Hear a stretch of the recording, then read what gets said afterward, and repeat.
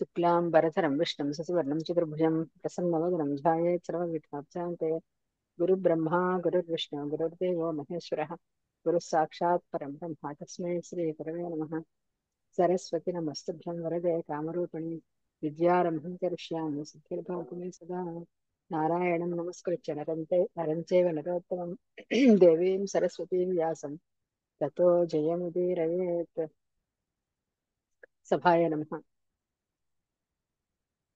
మనం ఈరోజు ఈ వ్యాస మహాభారతంలోని ఆది పర్వంలో లఘు ప్రసంగ మాలిక అనేటువంటి సంచికలో 8వ భాగం అనుకుంటారు ఈరోజు చేసుకుంటున్నాము. దీంట్లో క్రితం వారం ఉషారాణి గారు సముద్ర మంథనం గురించి చెప్తున్నారు. దానికి ఆ ఈరోజు 2వ భాగం కింద ఈ రోజుతో పరిపూర్ణం అన్నమాట. సముద్ర మంథనం విశేషాలు దాంట్లో, అలాగే కథాపరంగా విశేషాలు చెప్పుకుంటూ అన్నమాట ఈరోజు ఉషారాణి గారు చెప్తారు. అందరం విందాము. ఉషారాణి గారు, మీకు స్వాగతం.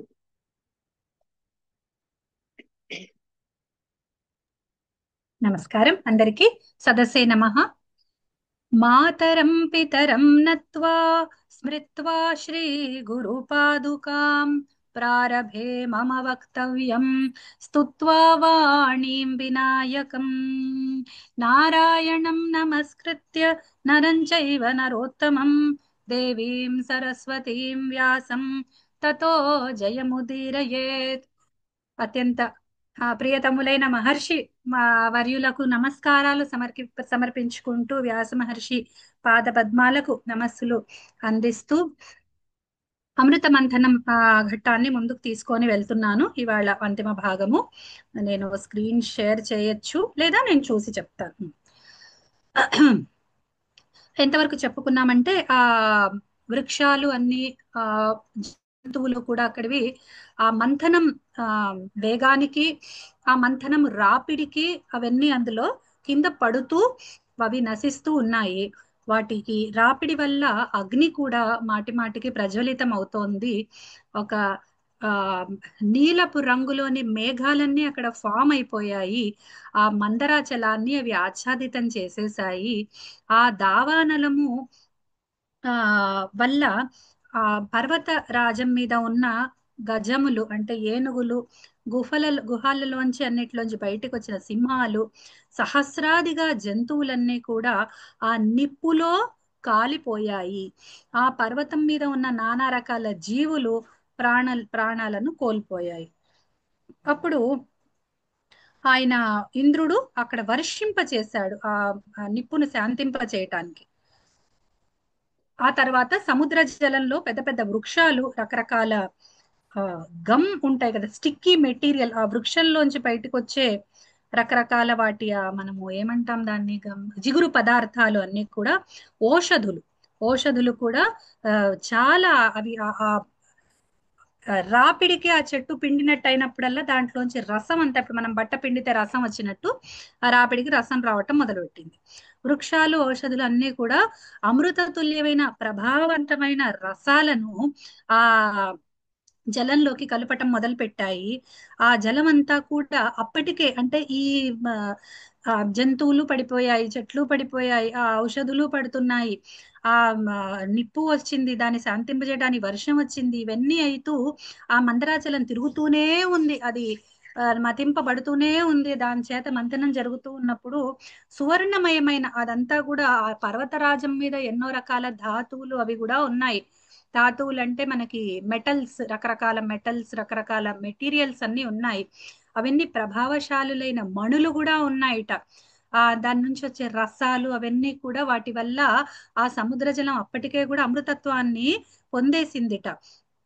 ఆ ఉత్తమ రసాల సమ్మిశ్రణం వల్ల సముద్ర జలమంతా మన పాలలాగా అయిపోయిందిట. ఆ పాల నుండి నేరుగా ఒక నెయ్యి లాంటి పదార్థం తయారవ్వటం ప్రారంభమైంది.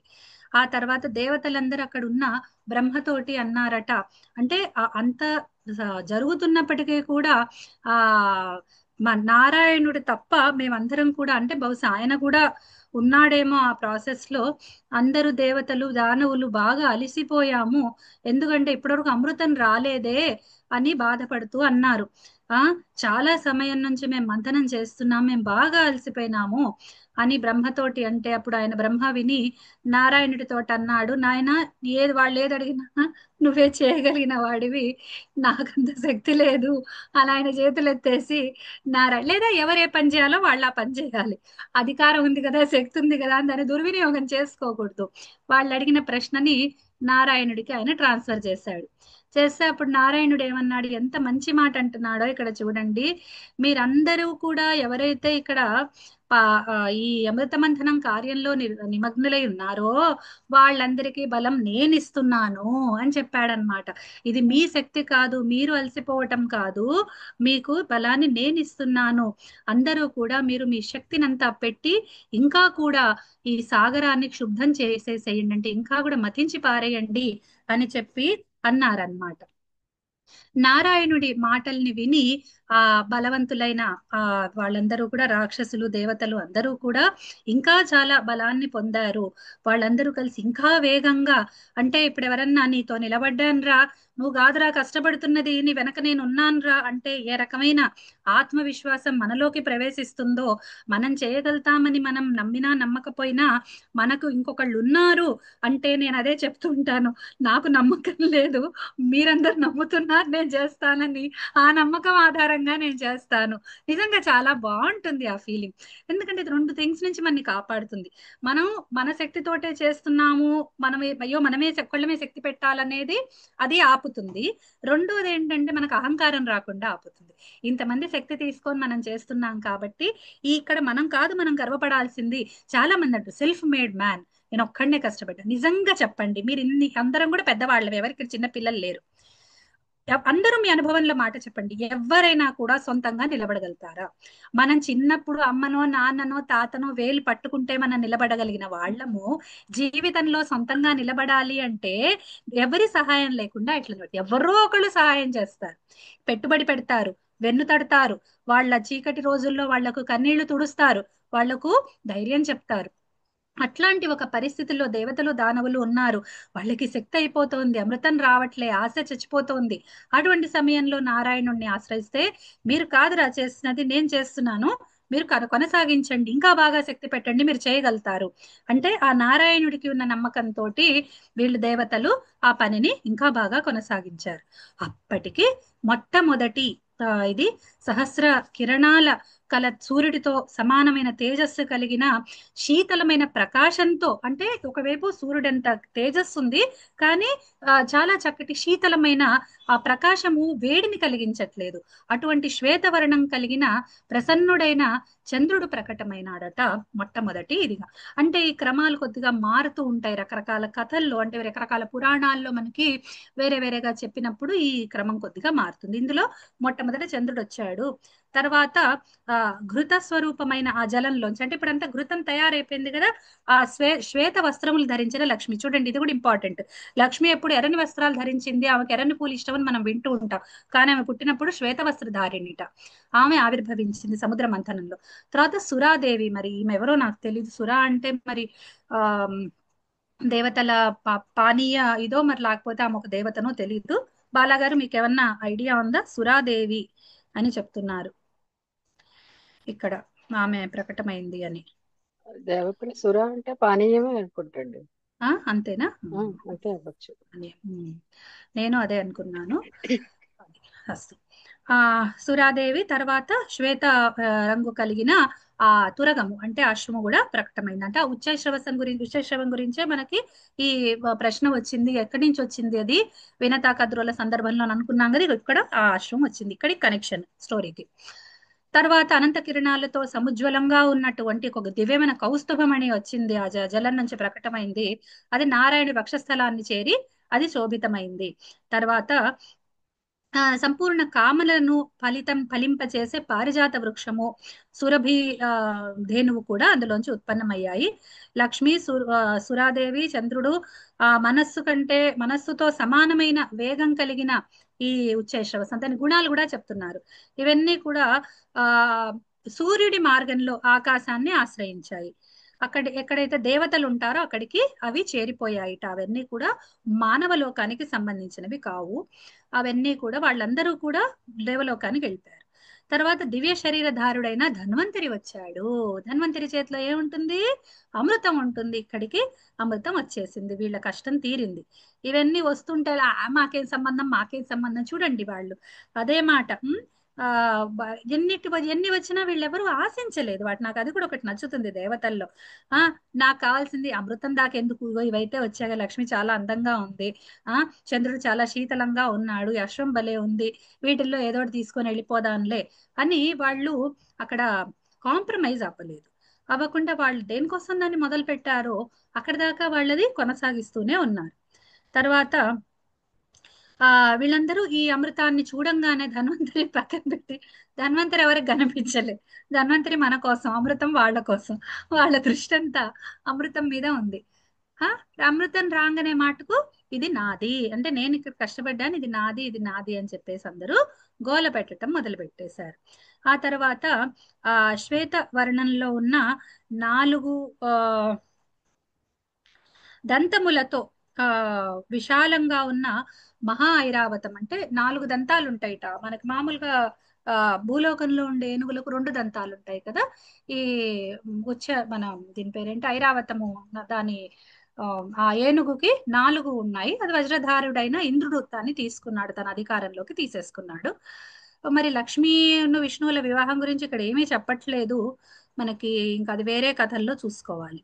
అప్పుడు కాలకూట విషం వచ్చిందిట, అంటే అమృతం వచ్చాక విషం వచ్చిందని ఇందులో చెప్తున్నారు. మొత్తం జగత్తునంతా కూడా అది ఆక్రమించేసింది. చాలా వేగంగా వచ్చిందిట, ఇంకా కూడా అంటే వేగంగా ఇది మతనం చేసేసరికి మహావిషం ఉత్పన్నమైంది. ఆ మహావిషాన్ని వాసన చూస్తూనే ముల్లోకాలలో ఉన్న ప్రాణులన్నీ మూర్ఛితమైపోయాయిట. అప్పుడు బ్రహ్మని ప్రార్థిస్తే ఆయన శంకరుడు ఈసారి చూడండి, సమస్యలు వచ్చినప్పుడంతా వెన్ను తట్టాలి, ఇవి చేయాలి, చిన్న చిన్న పనులన్నీ నారాయణుడికి చెప్పి విషం రాగానే శంకరుడి దగ్గరికి వెళ్తాడు బ్రహ్మ కూడా. ఎవ- ఎవరే పనులు చేయాలో ఆయనకు బాగా తెలుసు, ఎవరి చేత ఏం చేయించాలో. అందుకని ఆయన బ్రహ్మ దగ్గరికి వెళ్ళేసి శంకరుడి దగ్గరికి వెళ్ళి, నాయన మరి ముల్లోకాల్ని రక్షించాల్సిన బాధ్యత నీదే అంటే, శంకరుడు ఆహా నన్ను కదా పిలిచింది, నన్ను కదా అడిగిందని ఇచ్చింది విషమా అమృతమా ఏం చూసుకో, అమృతం వచ్చింది. అది పక్కన కూడా ఒక చుక్క కూడా రుచి చూపించలే చూడండి శంకరుడికి. చూపించకుండా చూడండి ఆయన ఒక విషయం నీకోసం ఉంది, తీసుకో తీసుకో అంటే ఆయన తీసేసుకున్నాడు దాన్ని. ఆ తర్వాత మంత్రమూర్తి అయిన భగవంతుడు మహేశ్వరుడు ఆ విషపానాన్ని చేసి తన కంఠంలో దాన్ని ధరించాడు. అప్పటి నుంచి ఆయన పేరు నీలకంఠుడు అని పేరు పడ్డాడు. అదే జనశ్రుతి, అంటే జనాలు ఇట్లా చెప్పుకుంటారంటే ఈ కథలన్నీ కూడా కాకమ్మ కథలో, లేకపోతే ఊసుకోగా చెప్పుకున్నవో, లేకపోతే కాలక్షేపం కోసం చెప్పుకున్నవో, దేవతలను గొప్పవాళ్ళని చేయడానికి చెప్పుకున్నవో కావు. ఇవన్నీ హిస్టారికల్ ఈవెంట్స్ గా మనం తీసుకోవటం నేర్చుకోవాలి. ముందు మన దృష్టికోణం మారాలి. భారతీయులు అందరం కూడా, మన హిందూ ధర్మం పాటించే వాళ్ళ, సనాతన ధర్మ పరాయణులం అందరం కూడా ఇది దేశధర్మ సనాతన అని చెప్తున్న ఈ ఒక్కొక్క మాటని కూడా మహాభారతంలో చెప్పినవి, రామాయణంలో చెప్పినవి నిజమా? పిల్లలు అడుగుతూ ఉంటే చాలా బాధ అనిపిస్తుంది. అంటే ఆ పిల్లలకి వాళ్ళ తల్లిదండ్రులు దాని ప్రాముఖ్యం చెప్పకనే కదా బయట వాళ్ళని అడుగుతున్నారు, ఇవి నిజమా, ఇవి నిజమా, ఇవి నిజమా, ఇవి నిజమే అని మనం ముందు నమ్మితే వాళ్ళకి చెప్పగలుగుతాము. ఇందులో నిజం కానిదే ఏముండొచ్చో నాకు తెలియదు. ఒక ఖురాను లేదా ఒక బైబిల్ వాళ్ళ చేతిలో పెట్టినప్పుడు ఒక్క క్రిస్టియన్ అన్న ఈ బైబిల్ నిజమా అని అడిగిన వాడిని మీరు చూసారా? ఒక్క ముస్లిం అన్న ఈ ఖురాన్ నిజమా అని అడిగిన వాళ్ళని మీరు చూసారా? మీరు చూడరు, ఎందుకంటే వాళ్ళు ఉండరు. వాడు ముస్లిం అయ్యాడంటే వాడు ఖురాన్ని నమ్మితేనే ముస్లిం అయ్యాడు, వాడు బైబిల్ని నమ్మితేనే వాడు క్రైస్తవుడు అయ్యాడు, అట్లాగే గురు గ్రంథ సాహెబ్ని నమ్మితేనే వాడు సిక్ అయ్యాడు, అట్లాగే బుద్ధుడిని నమ్మితేనే వాడు బౌద్ధుడు అయ్యాడు. కానీ మరి హిందూ ఎట్లా అయ్యాడు అని ఒక్క క్షణం ఆలోచించండి. హిందువు దేన్ని నమ్మితే హిందువు అవుతున్నాడు? అంటే మనం చాయిస్ తీసుకుంటున్నాం, అవునా? ఇది నిజమా? భగవద్గీతలో నిజంగా ఇట్లా జరుగుంటుందా అనే ఆ వెధవ బుద్ధి, ఆ బుద్ధి దాన్ని ఏమనాలో కూడా నాకు తెలియదు అసలు. అది బుద్ధి కాదు, అది కుబుద్ధి. అది ఏ పదార్థంతో తయారైతుందో మన హిందువుల బుద్ధులలో నాకు తెలియదు. అదేదో ఆ విషం లాంటిదే ఏదో వచ్చుండుంటుంది, అదే ఆవరించేసింది మన హిందువులందరినీ కూడా. అందుకని ఇది నిజమా, ఇది నిజమా అని ఆలోచిస్తూ ఉంటాం మనం. ఇవన్నీ నిజమే, ఇవన్నీ హిస్టారికల్ సంఘటనలే. కాబట్టి ఈ క్రమంలో మహాభారతంలో చెప్తున్నారు మహాత్ములు చెప్పేది ఏంటంటే మరి క్రమం మారింది కదండి, ఒక దాంట్లో ముందు విషయం వచ్చింది, ఒక దాంట్లో తర్వాత ఇంకేదో వచ్చింది, ఈ క్రమాలన్నీ మరి దీనికి ఎట్లా మీరు సమాధానం చెప్తారంటే రెండు థింగ్స్ ఇక్కడ ఏంటంటే, ఒకటేమో ఈ ఈ గ్రంథం కూడా మహాత్ముడైన వ్యాసుడు ఆయన తపస్సు చేసి దీన్ని సాక్షాత్కరింప చేసుకున్నాడు ఈ ఘటనలన్నీ. ఇంకొకటి ఏంటంటే వేరే వేరే కల్పాలలో వేరే వేరే విధంగా జరిగింది అని అంటారు. ఇది ఏ కల్పంది మరి అది అంటే మరి అది ఎక్కడ మెన్షన్ ఎందుకు ఉండదు అనేది మనకు తెలియదు. ఎందుకంటే నేను ఇది ఈ యొక్క గ్రంథానికే చెప్పట్లేదు, నేను నిరుక్తం బోధిస్తూ ఉన్నాను.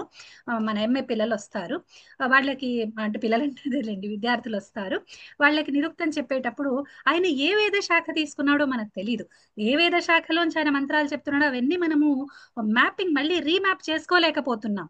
అంటే ఇప్పుడు మనకి ఉపలబ్ధం ఉన్న శాఖల్లో నుండి మరి ఇటువంటి మనకు లౌకిక శాస్త్రాలు అంటే ఇంకో లౌకిక శాస్త్రం కాదు, అది వేదాంగమే. అటువంటి శాస్త్రాల్లో మరి ఇంత సమస్య ఉంటే మరి వీటిని మనం ఏమని చెప్పాలి అంటే, అది ఆ సమయానికి ఆ కాలమానానికి వాళ్ళకి ఏమేమి అవైలబుల్ ఉన్నాయో మనకు తెలియదు. అట్లాగే ఒక కాళిదాసు, సరే ఎప్పటి వేదాలు ఎప్పటివో మహాభారతం ఎప్పటి, కాళిదాసు అయితే మొన్నటి వాడే కదా, ఆయన గురించి తెలియదు. మన అప్పయ్య దీక్షితుల వారు, అటువంటి వాళ్ళ గురించి కూడా మనకు ఇదమిత్తంగా వాళ్ళు చెప్పుకుంటే తప్ప మరి మనకి విషయాలు తెలియటం లేదు కదా. అట్లాంటప్పుడు వీళ్ళు లేరు అని అంటామా అంటే, నా దగ్గర అటువంటి ప్రమాణాలు వెళ్ళలేవు కాబట్టి వాళ్ళు లేనే లేరు అని మనం అనలేం కదా. అట్లాంటిదే ఇది కూడా. అవి ఆ కాలానికి ఆ కల్పానికి వాళ్ళు చెప్పారు, వాళ్ళు సాక్షాత్ వాళ్ళకి ఎట్లా కనిపించిందో వాళ్ళు అట్లా చెప్పారు, ఇతర ఋషులకు అది ఎట్లా దర్శనమైందో వాళ్ళు అట్లా చెప్పారు. ఇది ఋషి దర్శనంగా ఆర్షవాక్యంగా తీసుకోవాల్సిన విషయాలే కానీ ఇవి నిజాలా అబద్ధాలా ఒకటి ఇంకొక దానికి భిన్నంగా ఉన్నంత మాత్రాన అది అబద్ధం అయిపోదు. ఒకటే ఘటనని నలుగురు చూశారు, ఓకే, ఒక పెళ్లి జరుగుతోంది, ఒక వివాహం జరుగుతుంది, ఎట్లా జరిగిందండి పెళ్లి? అబ్బా, అద్భుతంగా ఉందండి, భోజనాలు అయితే అదిరిపోయాయి. ఆ రోజు ఎవరిదైనా ఉపవాసం అనుకోండి, వాడు వెళ్ళడు, ఆ భోజనం చెయ్యడు, అప్పుడు అక్కడ భోజనం లేదన్నట్ట. ఆ ఉపవాసం ఉన్నామని అడగండి, ఆ భోజనాల గురించి నాకు తెలియదు, మిగతావైతే నాకు అద్భుతంగా జరిగింది. వాళ్ళు ఎవరో స్టేజ్ మీద ఉంటారు, కొంతమంది చెప్తారు పాపం మగపిల్లలు ఆడపిల్లల ఇంటి ఆడపిల్ల పెళ్లి అవుతుంటే మగపిల్లలకు పాపం వాళ్ళకి పెళ్లి చూసే అవకాశం కూడా ఉరుకుతూ పరిగెత్తుతూ ఉంటారు. వాళ్ళని అడగండి పెళ్లి ఎట్లా జరిగింది, అమ్మ చచ్చి అలసట పనులు చేసి చేసి మేము అలసిపోయినాం. అయ్యి కనీసం మంగళసూత్ర ధారణప్పుడన్నా ఉన్నావరా, చెల్లెల మీద ఇంత అక్షింతలు వేసావా, లేదమ్మా ఆ సమయంలో ఇంకేది నేను చూసుకుంటున్నాను. అట్లా మరి వీళ్ళు ఒకవేళ ఇటువంటి ఒక 10 మందిని అడగండి మీరు, పెళ్లిలో రకరకాల ప్లేసెస్ లో ఉన్నాడు, వాళ్ళు ఏం చెప్తారు పెళ్లి గురించి? ఒకటే పెళ్లి. మరి మన లోకంలో మరి ఇటువంటి అనుభవాలన్నింటినీ మనం ఓకే అంటున్నామే, మరి వీటిని ఎందుకు మనం ఒప్పుకోము? ఒక్క క్షణం ప్రాక్టికల్ గా చూడండి, అది ఋషి దృష్టి. ఋషి దృష్టిని మనము, ఆ దృష్టి మనం కొంతన్నా కనీసం మనం తెచ్చుకుంటే వాళ్ళు ఏం చెప్తున్నారు, ఎందుకు చెప్తున్నారు, ఏం పదాలు వాడుతున్నారు, వాటి గురించిన వాళ్ళు ఏ అంశాన్ని వాళ్ళు దర్శనం చేసుకొని వాళ్ళు చెప్తున్నారు, ఎవరి దృష్టికోణం ప్రకారం వాళ్ళకు దర్శనం జరుగుతుంది అనేది, ఇటువంటివన్నీ కూడా మనము నెమ్మది నెమ్మదిగా మనకు అలవాటు అవుతాయి, ఒక్కసారిలో మటుకు ఇవి తెలియవు. అందుకని ఈ ఇవన్నీ రకరకాల క్రమాల్లో మనకి ఉంటాయి. ఆ తర్వాత ఈయన ఆ ఈయన నీలకంఠుడు అనే పేరు ఈయనకు వచ్చింది. ఆ తర్వాత దానవులందరూ కూడా చూసిదంతా నిరాశ అయిపోయినారు. అమృతమును లక్ష్మి కోసం వాళ్ళందరూ దేవతలతోటి చాలా యుద్ధం, అంటే వాళ్ళు వైరం పెట్టుకున్నారు, లక్ష్మి వాళ్ళకే కావాలట, అమృతం కూడా వాళ్ళకే కావాలి అనేసి. అప్పుడు ఈయన విష్ణువు మోహిని అనే మాయని ఆశ్రయించి ఒక స్త్రీ, అద్భుతమైన మనోహారిణి, చక్కటి అందమైన స్త్రీ రూపంగా ఆయన వచ్చి దానవుల దగ్గరికి వెళ్ళాడట. ఆ తర్వాత మోహిని మీద వీళ్ళు హృదయం పారేసుకున్నారు, లక్ష్మిని మర్చిపోయారు, అమృతాన్ని మర్చిపోయారు. వాళ్ళందరూ కూడా ఆ ఈ చూసుకొని ఈ నారాయణుడు అమృతాన్ని దేవతలకు దేవతల ఆ అమృతాన్ని తీసుకొచ్చి ఆ స్త్రీకి వాళ్ళు ఇచ్చేశారు. ఆయన కలశాన్ని తన దగ్గర తీసుకొని దేవతల వరకు పెడుతూ ఉన్నాడు. అది చూసి అసురులకు కోపం వచ్చింది. ఈ విధంగా తర్వాత సంగతి నేను ఇంతవరకే చెప్పదలుచుకున్నాను. అమృతం వచ్చింది, అమృతమంతం జరిగాక క్రమము అది కొంచెం మహాభారతం ప్రకారం విధంగా. కొంతమంది అడుగుతారు, నేను ఇది కూడా చెప్తున్నా, ఒక్కొక్క విషయం సామ్యంతో చెప్పటం అలవాటు, విషయాంతరం అనుకోకపోతే. మనకి సంస్కృతంలో ఫా ఉండదు, ఫా ఉంటుంది. ఈ మాట చెప్పంగానే హిందీ వాళ్ళు అడిగే మొట్టమొదటి ప్రశ్న, అయితే మేము హిందీలో కూడా ఫా అనే అనాలా, మరి హిందీలో మాకు బాగా ఫా అలవాటు, నేను మరి ఉర్దూ పదాలు వాడినప్పుడు ఫరియాద్ ఫలానా అంటాం కదా, మరి దాన్ని ఎట్లా నువ్వు ఫా అని అనాలా అక్కడ కూడా, మరి నన్ను ఊరివాడు అనుకుంటారు. నేను అన్నాను, నేను హిందీకి నియమాలు చెప్తున్నానా, నేను సంస్కృతం భాష చెప్తున్నాను. మీకు సంస్కృతం భాష నుండి తీసుకున్న పదాలు మీకు హిందీలో ఉన్నప్పుడు ఎట్లయితే మీరు అంతవరకు ఆ ప్రభావాన్ని ఇక్కడ పడనివ్వకండి, అంతవరకే మీరు చూసుకోవాల్సింది అని నేను చెప్తుంటా. అట్లాగే ఇప్పుడు అమృత మంథనం గురించి మీరు చెప్పాల్సి వచ్చింది, ఎక్కడన్నా పిల్లలకు బోధిస్తున్నారు ఏదన్నా, భాగవతం ప్రకారం తీసుకున్నారా, మహాభారతం ప్రకారం తీసుకున్నారా, ఇంకేదైనా పురాణం ప్రకారం తీసుకున్నారా? ఇంతవరకు మీరు స్పష్టంగా వాళ్ళకి చెప్పేసేయండి చాలు. ఇంకేం అవసరం లేదు. అందులో మీరు తప్పు చెప్పారా కరెక్ట్ చెప్పారా అని ఉండదు.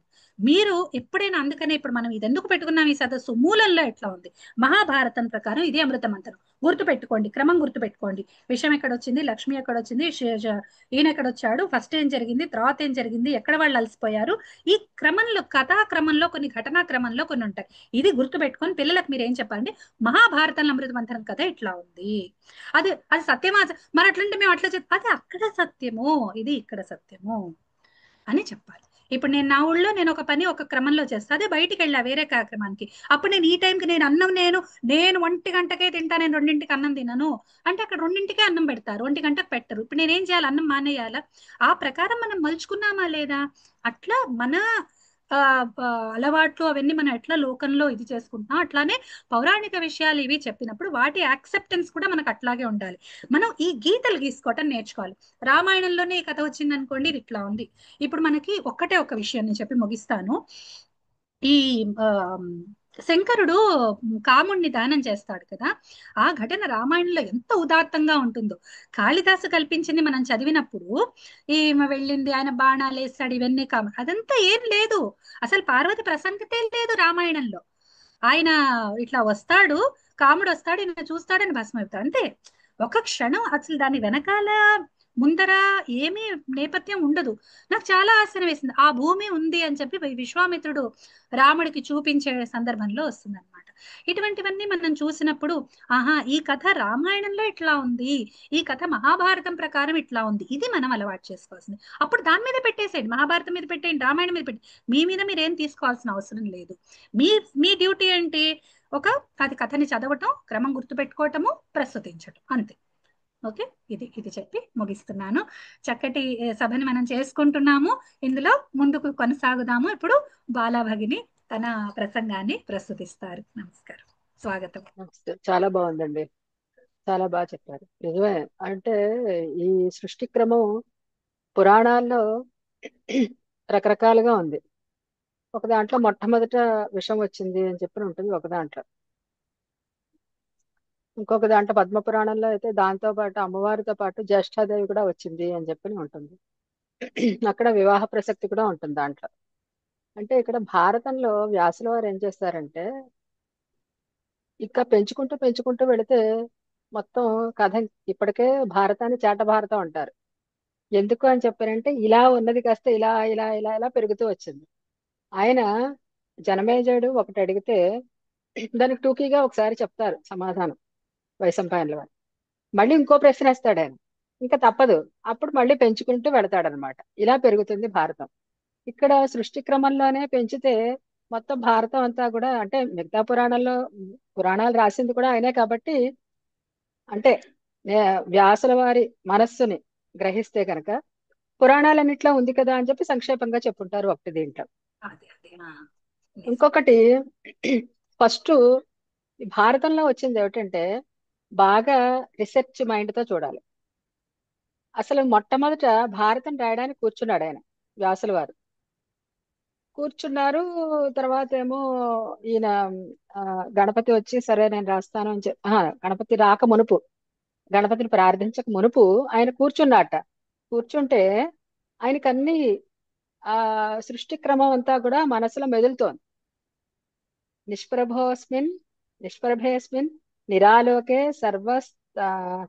ఆ, సర్వత తమసావృతే బృహదండమభూదేకం ప్రజానాం బీజమవ్యయం. అక్కడి నుంచి ప్రారంభిస్తారు సృష్టి క్రమం.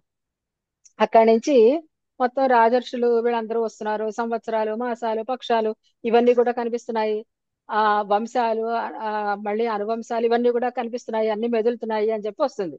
ఇక్కడ దీంట్లో కల్పాల విషయం ఎత్తుకోలే. కల్పాలన్నీ కనిపించాలిగా ఆయనకప్పుడు. ప్రతి కల్పంలోనూ కూడా సృష్టి క్రమం ప్రారంభం, మొత్తం బ్రహ్మ ప్రళయం అయిపోతుంది, మళ్ళీ తెల్లారుతుంది. ఏమిట్రా ఏమిటా అంత అయోమయంగా ఉందనుకుంటాడు బ్రహ్మగారు పుట్టేసి. అయోమయంగా ఉందనుకుంటాడు. ఇది కిందటి రోజు జరిగింది గుర్తుండదు ఆయనకి. మళ్ళీ విష్ణుమూర్తి ప్రచోదన, నువ్వు ఇలా చేయను ఆయన అని చెప్పి చెప్పడం, అది మళ్ళీ మామూలే. ఈ క్రమంలో ఒక్కొక్కసారి అటు ఇటుగా అవుతూ ఉంటుంది.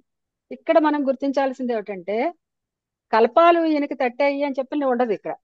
ఈ ఎక్కడి నుంచి ఆది పర్వంలో అనుక్రమణికా పర్వంలో 19వ శ్లోకం నుంచి 29వ శ్లోకం నుంచి ప్రారంభించుకుంటే కల్పాలన్నీ ఆయన మనసులో మెదిలాయన్న ఇక్కడ విషయం లేదు. మరి పురాణాల్లో కల్పాల ప్రసక్తి ఉంటుంది. కాబట్టి ఇది మంది శ్వేతవరాహ కల్పంలో వైవస్వత మన్వంతరంలో అష్టావింశతమే ద్వాపర యుగంలో రాసింది. కాబట్టి ఇది శ్వేతవరాహ కల్పంలో జరిగిన వృత్తాంతం నిర్దిష్టంగా చెప్పచ్చు. అదనమాట అందులో వైవస్వత మన్వంతరంలో జరిగింది. వైవస్వత మన్వంతరానికి పూర్వం చాక్షుష మన్వంతరం అనుకుంటా, చాక్షుష మన్వంతరం దీంట్లోనే అనుకుంటా, మరి ఇంకో పురాణంలోనూ చాక్షుష మన్వంతరం అయిపోయిన తర్వాత అందరూ వెళ్ళిపోరు, దేవతలందరూ నశించిపోవడం అది ఉండదు, కొంతమంది ఉంటారు. తర్వాత మళ్ళీ అదితి గర్భవతి అవుతోంది, అదిగో విష్ణుమూర్తి అక్కడ అదితి గర్భంలో ప్రవేశిస్తున్నాడు, మనం కూడా అదితి గర్భంలో ప్రవేశిద్దాం అని చెప్పి రండి రండి అని చెప్పి దేవతలందరూ అనుకుని మళ్ళీ ఇక్కడ వస్తారట. అంటే వైవస్వత మన్వంతరంలో వచ్చే దేవతలు మళ్ళీ వేరు, దేవతా గణాలు వేరు. ఈ గణాలు ఉంటారుగా, ప్రతి మనువుకి కూడా ఇంతమంది కొడుకులని ఇన్ని గణాలని అని చెప్పి ప్రతి మనువుకి ఉంటారు. అలాగా వైవస్వత మన్వంతరంలోకి వచ్చేసరికి ఇది మనకు, అందుకే అక్కడి నుంచి కంటిన్యూషన్. కిందటిసారి ఆ ఋషి వంశం గురించి చెప్పుకున్నాం. ఈ ఋషి వంశం విషయంలో కూడా అందుకనే మనకి ఆ కిందటి వారం హిరణ్యాక్షుడు హిరణ్యకశిపుడు వృత్తాంతం వచ్చింది. అందులో దితి పుత్రులు ఇద్దరు మనకు తెలుసు, కానీ ఒక్కడే అని చెప్పి చెప్తాడు ఆయన. ఒక్కడే అంటే ఆ కిందటి మన్వంతరంలో ఆయన యొక్క ఇది అయిపోయింది, ఆ ఆయన మరణం అయిపోయింది. కాబట్టి ఇప్పుడు ఉన్నవాడు ఒక్కడే, వైవస్వత మన్వంతరంలోకి వచ్చేసరికి ఒక్కడే ఉన్నాడు హిరణ్యకశిపుడు. అక్కడ కాబట్టి అయిపోయిన వాడు గొడవ ఎందుకు మనకి, ఉన్నవాడి వంశం గురించి చెప్పుకుందాం ఇలాగన్నమాట. అలాగా ఇప్పుడు దీంట్లో ఉన్నదంతా కూడా ఈ కల్పంలో, ఈ శ్వేతవరాహ కల్పంలో జరిగిందే ఇదంతా కూడా భారతం చెప్పాలంటే. అందుకే మనకి దీంట్లో కొన్ని తేడాలు ఉంటాయి పురాణాల్లో వీటిల్లో కూడా. ఎందుకు కేవలం వృత్రాసుర వధే తీసుకున్నాం అనుకోండి, వృత్రాసుర వధ గురించి దీంట్లో 2 చోట్ల అనుకుంటా వస్తుంది. ఒకటి దుర్యోధనుడు చెప్తాడు, ఇంకొకటి ధర్మరాజు చెప్తాడు అనుకుంటా. కాదు, మద్రరాజు శల్యుడు చెప్తాడు. ఇలాగా తేడా ఉంటుంది వీటిల్లోనే.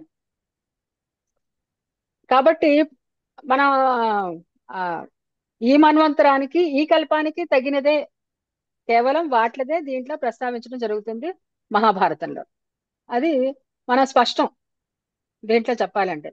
మిగతా పురాణాల్లో కల్పభేదాలు కథాభేదాలు ఇవన్నీ ఉంటాయి. ఈ కల్పభేదాలు ఉంటాయి అన్న విషయం కూడా మనకి పద్మ పురాణంలో రాముల వారు ఆయన కూడా పురాణాలను చదివించాడు అని చెప్పి పురాణ ప్రాశస్త్యం గురించి చెప్తారు అక్కడ. రా సరే, రామాయణం కూడా పూర్వం జరిగింది, అప్పుడు ఏం జరిగింది, అప్పుడు నేను ఇప్పుడు ఈ సమస్యలో ఉన్నా అప్పుడేం జరిగింది అని అడుగుతాడు ఆయన అక్కడ పద్మపురాణంలో. అలాగా కల్పాలని బట్టి కూడా అని చెప్పి దాంట్లోనే ప్రస్తావిస్తారు పద్మపురాణంలోనే. కాబట్టి మనం ఇంతకీ ఏమిటంటే మహాభారతం అంతా కూడా ఈ కల్పానికి సంబంధించింది, శ్వేతవరాహ కల్పానికి సంబంధించింది. ఈ ఇంకా చెప్పాలంటే వైవస్వత మన్వంతరానికి సంబంధించిందే మహాభారతం. ఇతిహాసం కదా, ఇతిహాసం అంటే చరిత్ర. ఎప్పటివో పురాణాలు అవుతాయి, ఇప్పటిది చరిత్ర అవుతుంది, అంతే కదా. అందుకే రామాయణం కూడా ఇతిహాసం. ఎందుకు, ఇది 28వ మహాయుగం అయితే 24వ మహాయుగంలో రామాయణం జరిగింది, అందుకే అది కూడా ఇతిహాసం. అదే ఇప్పుడు కిందటి వారం ఎక్కడితో ఆప్ చేసుకున్నామంటే వృత్రాసురుడు, ధనా ధనుపుత్రులు వీళ్ళందరూ అని చెప్పి చెప్పుకున్నాం. విక్షరుడు బలవీరుడు వృత్రుడు వీళ్ళందరూ కూడా ఆ ధన ధను యొక్క పుత్రులు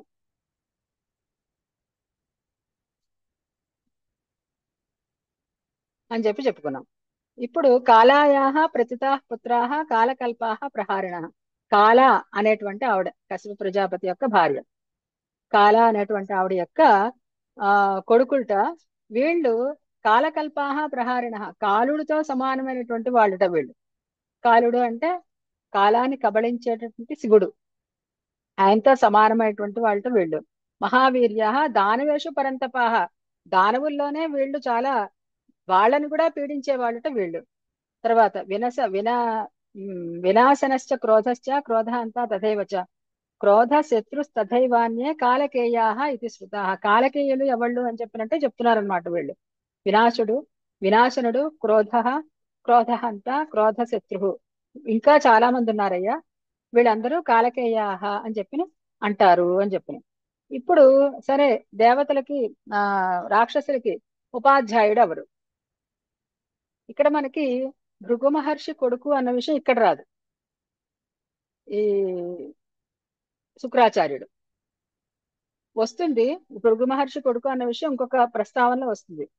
ఆయన ఆ యయాతి వృత్తాంతం వచ్చినప్పుడు వస్తుంది అనుకుంటా. ఇప్పుడు అసురాణం ఉపాధ్యాయ శుక్రస్పృషి సుతోర్భవత్ ఖ్యాతాశ్చోసన ఉశనసః పుత్రాः చత్వారో అసుర యాజకాः అని. అసురాణం ఉపాధ్యాయ, ఈ రాక్షసులకి ఉపాధ్యాయుడు, ఉపాధ్యాయుడు పురోహితుడు కూడా అయిన ఎవరు అంటే శుక్రాచార్యుడు. శుక్రాచార్యుడు భృగు మహర్షి యొక్క పుత్రుడు. ఈయన్నే ఉషన అని కూడా అంటారు.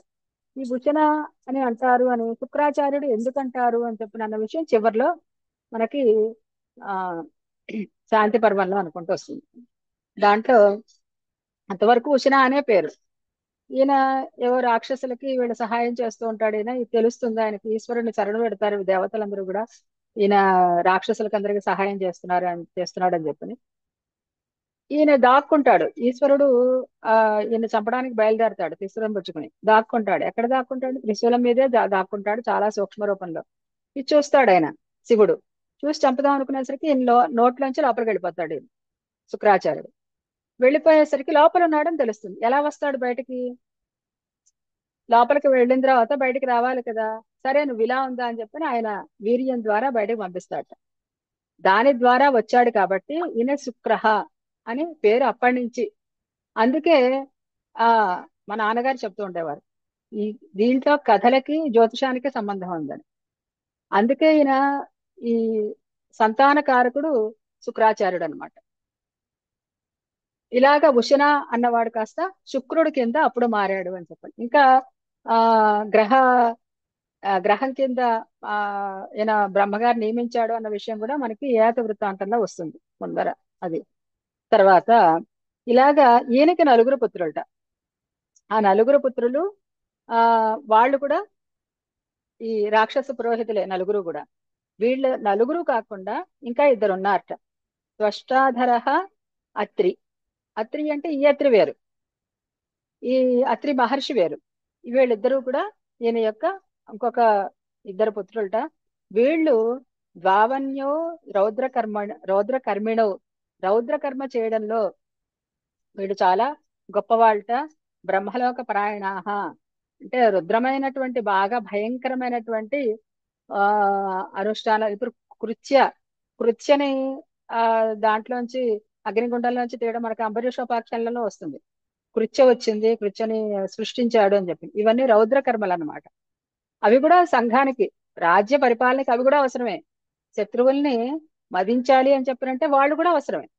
మనం ఎలా ఉపయోగించుకోవాలో అలా ఉపయోగించుకోవాలి, ప్రతిదీ చెడ్డది అనుకోకూడదు. అలాగా వీళ్ళిద్దరూ కూడా రౌద్ర కర్మలు చేస్తుండేవాళ్ళట.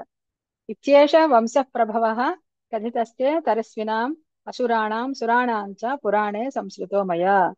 ఈ అసురులు, దేవతలు వీళ్ళందరి యొక్క వంశం యొక్క ఉత్పత్తి అనేది నేను పురాణంలో విన్నానయ్యా, పురాణాలలో విన్నాను, అది నీకు చెప్పాను అని చెప్తున్నాడు.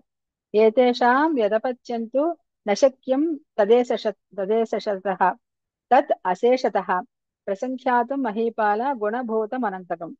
వీళ్ళని ఇంతమంది అని చెప్పి ప్రతి వాళ్ళని పేరు పెట్టి చెప్పడం, ప్రతి వాళ్ళని లెక్కించడం అనేది సాధ్యం కాదు. కాబట్టి నీకు తక్కువగా టూకీగా చెప్పాను అని చెప్తున్నాడు. ఇంకా తార్క్ష్యశ్చ అరిష్టనేమిశ్చ తథైవ గరుడారుణో ఆరుణిర్వారుణిశ్చైవ వైనతేయాః ప్రకీర్తితాః. వినత యొక్క పుత్రులు వీళ్ళు. ఎవరు అంటే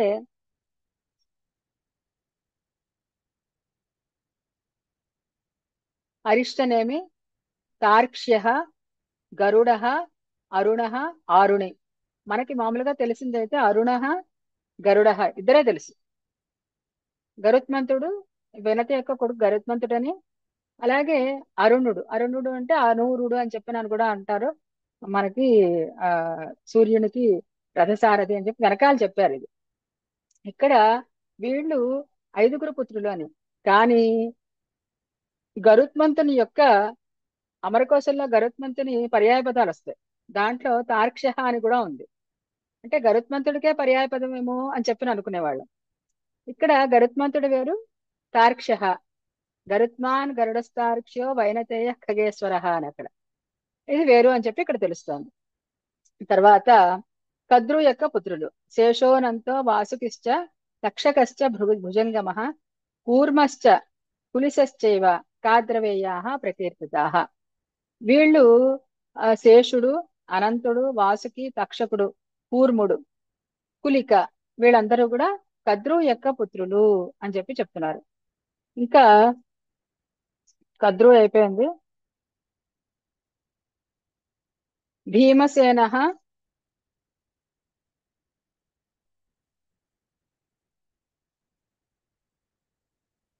ముని, ముని అటువంటి ముని అనేటువంటి ఆవిడకి భీమసేనుడు, ఉగ్రసేనుడు, సుపర్ణుడు, వరుణుడు, గోపతి, ధృతరాష్ట్రుడు, ఇలాగా 16 మంది ఉన్నారట.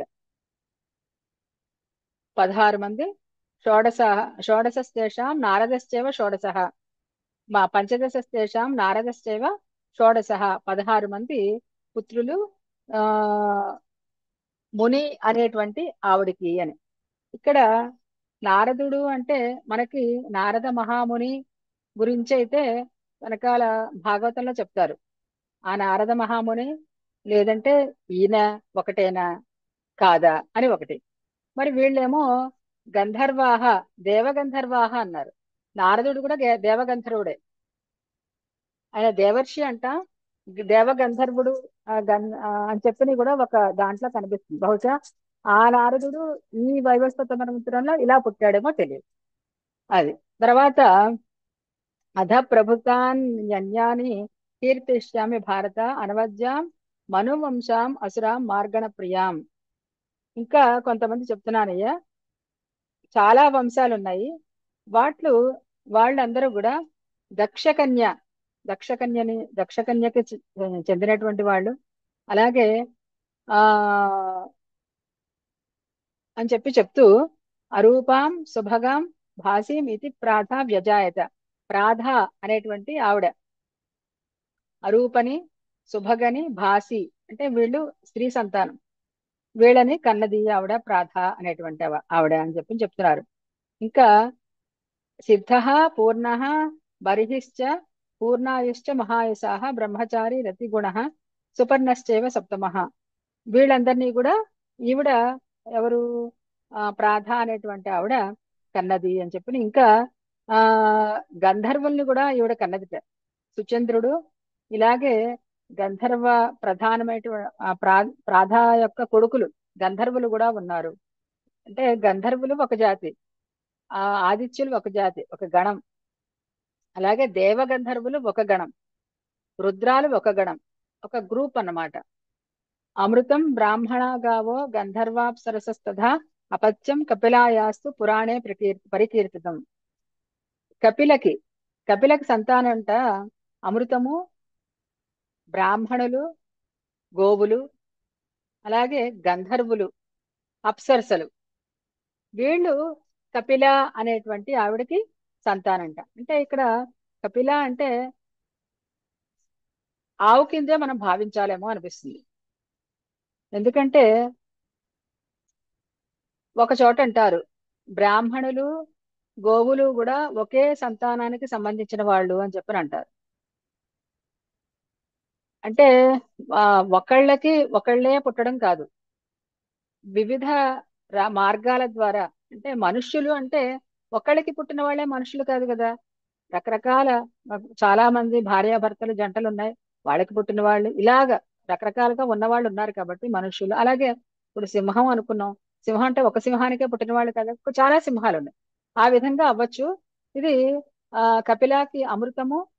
అమృతం అంటే మళ్ళీ మనకి అక్కడ సముద్ర మథనంలో వచ్చినటువంటి అమృతం కాకపోవచ్చు, ఇది ఈవిడికి పుట్టినటువంటి అమృతం.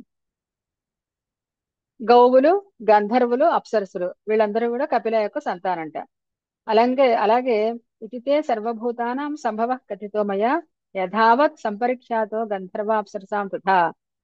ఈ విధంగా నేను గంధర్వులు, అప్సరసులు, నాగులు, సుపర్ణులు, రుద్రులు, మరుద్గణాలు, గోవులు వీళ్ళందరి యొక్క జన్మని అంతటిని కూడా చెప్పాను అని చెప్పి ఇక్కడ ఒక అధ్యాయం, అంటే ఇంకొక అధ్యాయం ఉంది దీనికి. ఇక్కడ చెప్పింది మరీ ఆ ఆ, మరీచి, అత్రి, అంగిరస అని చెప్పి ఆరుగురు ప్రజాపతులు ఉన్నారు అని చెప్పి ఈ అధ్యాయంలో చెప్తారు. తర్వాత అధ్యాయంలో ఇంకొక ఆయన ఉన్నాడయ్యా, స్థాణు దగ్గర నుంచి రుద్రగణాలు ఉద్భవించాయి అని చెప్పి అక్కడ చెప్పడం జరుగుతుంది. ఇది వినటం వలన మనకి ఫలశ్రుతి ముందరే చెప్పుకున్నాము, ఆయుష్మాన్ ఆయుష్యశ్చ పుణ్యశ్చ ధన్య శృతి సుఖావహ అని చెప్పిన ఆయుష్యము, పుణ్యము, ధన్యుడవుతాడు, కీర్తి వస్తుంది, సుఖంగా ఉంటాడు అని చెప్పి ఈ అధ్యాయాన్ని గురించి మనకి చెప్పడం జరుగుతుంది. ఈ రెండో అధ్యాయం నెక్స్ట్ వారం చెప్పమంటారా అండి?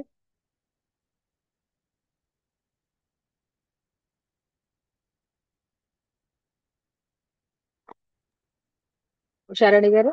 ఆ ఆ ఆ ఆ ఇది ఆ ఇక్కడ ఇక్కడికి ఇది ఆపేసేసి ఆ తర్వాత అధ్యాయాన్ని నెక్స్ట్ మళ్ళీ దానికి కంటిన్యూషన్ చెప్తానండి.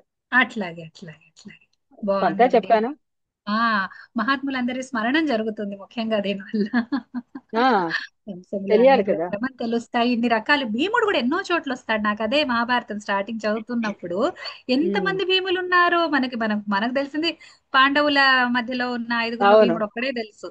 కానీ చాలా మంది భీమ ఉన్నారు, పేరుతోటి చాలా మంది దొరుకుతారు. ఉన్నారు. ఆ అట్లా అవన్నీ కూడా వీళ్ళు వేరు వీళ్ళు అప్పుడు ఒక ఐడియా వస్తుంది. అది ఆ అదే అందుకోసం ఇది భారతం ఇతిహాసం అని చెప్పనంటే నిజంగా దీని మీద చేస్తే గొప్ప పిహెచ్డి ఇదంతా కూడా.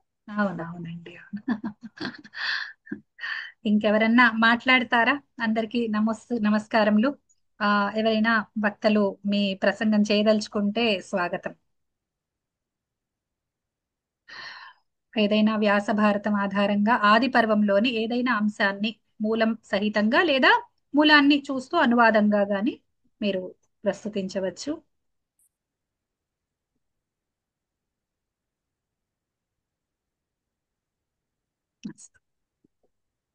ఎవరు సరేనండి. సిద్ధంగా లేనట్టున్నారు. లేదు. అస్తు ఇద్దామా అయితే. బాగుంది సదస్సు. మళ్ళీ వచ్చే వారం కలుసుకుందాము. ఈ వ్యాస మహర్షికి ఒక ప్రణామాంజలి తోటి మనం చేసుకోగలిగే ఋషి సేవ, ఋషి రుణం తీర్చుకుంటున్నాం అని గొప్ప మాటలు చెప్పలేను కానీ కొద్దిగా అట్లా ఆనందంగా ఉంటుంది. అమ్మయ్య వ్యాస మహర్షి కోసం ఈ వారం ఏదన్నా నాలుగు మాటలు చెప్పుకోగలిగాము అని ఆనందం కోసం.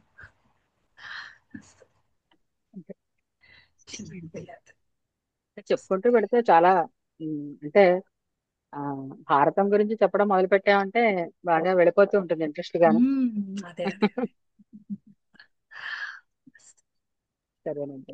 సరేనండి. ఆ, స్వస్తి స్వస్తి. ప్రజాభ్యః పరిపాలయంతాం న్యాయేన మార్గేణ మహిం మహిషాः గోబ్రాహ్మణేభ్యः శుభమస్తు నిత్యం లోకాः సమస్తాः సుఖినో భవంతు సర్వే భవంతు సుఖినः సర్వే సంతు నిరామయాः సర్వే భద్రాణి పశ్యంతు మా కశ్చిత్ దుఃఖభాగ్ భవేత్. సర్వం శ్రీనారాయణార్పణమస్తు. హరి ఓం. సరే. శుభం.